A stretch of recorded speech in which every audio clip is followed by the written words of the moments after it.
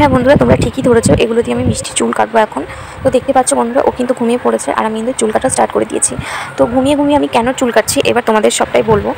2 মাস আগে যখন মিষ্টিকে টাকলু করিয়ে দেওয়া হয়েছিল, তো সেই জন্য ও সেই ভয়টা ওর মধ্যে এখনও রয়েছে যে আবার ওকে টাকলু করে দেওয়া হবে। তো তখন ও কিন্তু খুবই কান্নাকাটি অনেকটাই করেছিল।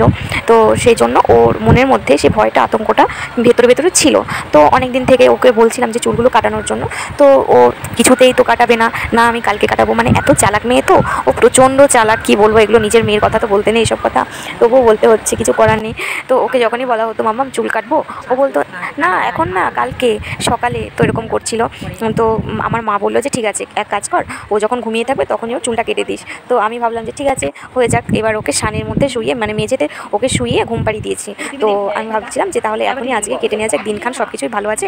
আর সামনে একটা পুজো বাড়ি আছে, তো সেখানে যেতেও হবে, আর চুলগুলো একটু কেটেও দিই, তাহলে ভালোই হবে। আর জন্ম থেকে আমি ওর চুলগুলো কাটাকাটি করি, কেননা সেলুনে ওকে নিয়ে যাই না, দরকার পড়ে না, আমি পারি এই কাজগুলো করতে।